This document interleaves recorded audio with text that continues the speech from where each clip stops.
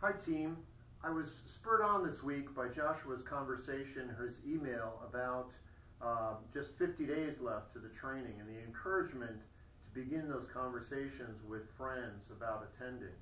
And also the exchange between Chris and Brandy about focusing on self.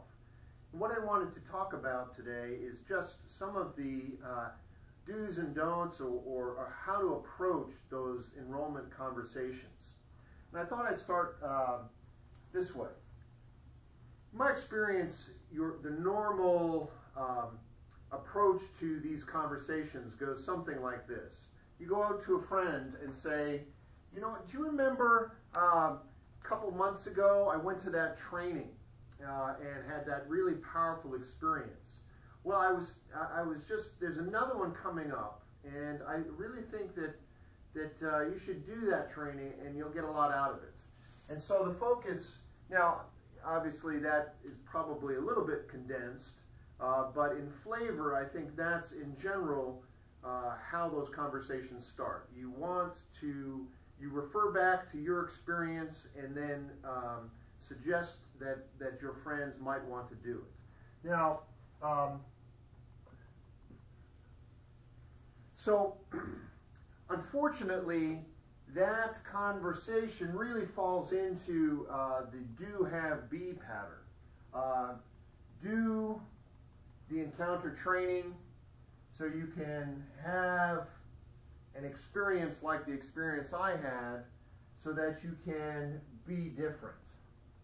All right, and as you may recall from the training, embedded in this approach is a focus on self,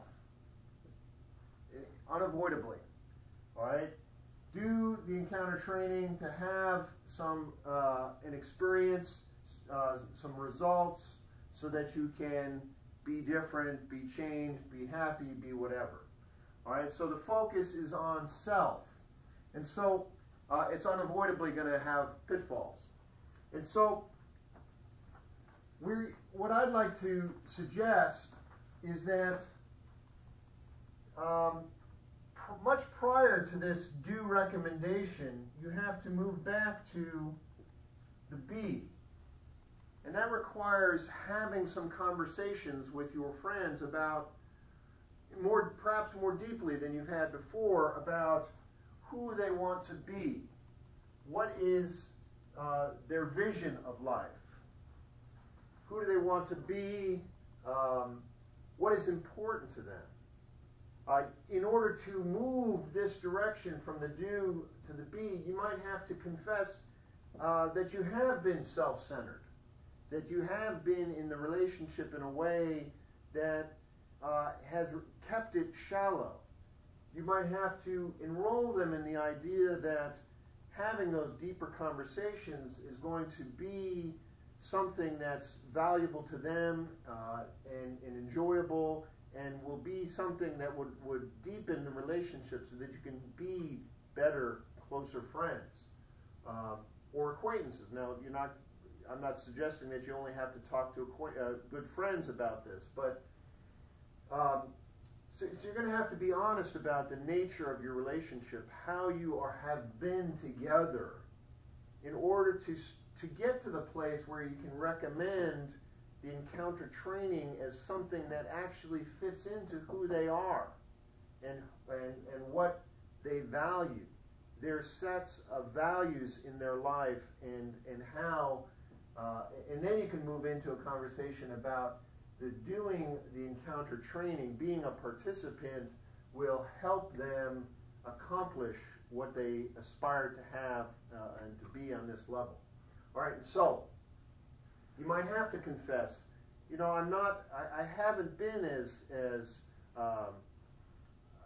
honest and open with you as I'd like to be, as I aspire to be. I find myself just falling into just going through the motions. And so I'd like to be more intimate with you if you'd be willing, and get their permission. And so, you might have to humble yourself. You might have to confess to move back up to this level of talking to your friend about what do you want, what kind of experience, what is the experience you want to to enjoy in life? What sort of person do you want to be that's different than the person that you're being day to day? All right. Now, obviously, we have in our culture some hang-ups, problems talking about being. Our language really doesn't make it easy. All right, so you'll have to, there's some effort involved to have the conversation move up to this sort of being level.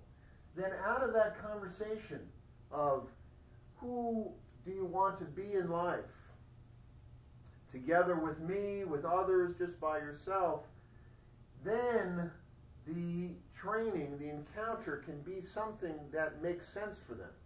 So then you can say, you know what, because of what you want, who you want to be, doing this encounter training can help you arrive there. All right, so then it makes sense in how much do you want this experience of life? Are you willing to do what it takes? Because this encounter training can be challenging. It can be interruptive. And so, and then at this point you can talk all about what is involved in the training. You'd say, you know, the training, the encounter is an experiential training. You do some structured experiences. And these really are a mirror about who you're being. And so, now obviously I'm not suggesting you sit down with them with a whiteboard, but you can start talking about the experience of the training, what you do in the training. There's a series of exercises. For instance, on the first day, there's an exercise on, well, there's a whole set of ground rules about how you're going to be together. And then also, there's a feedback exercise where you get the benefit of hearing how other people experience you, and then how to even determine what to pay attention. Then there's an exercise on confessions and how you're holding on to secrets, keeping things hidden, being secretive can drain energy out of your life. And there's a cathartic aspect to that. Then there's an exercise on moment to moment, how you are with others and how you relate to life. And are you really grabbing all that there is in life? Or is there a certain holding back that happens for you? And how does that impact others? And how does that holding back interfere with the quality of the relationships you aspire to have? That's Lifebook.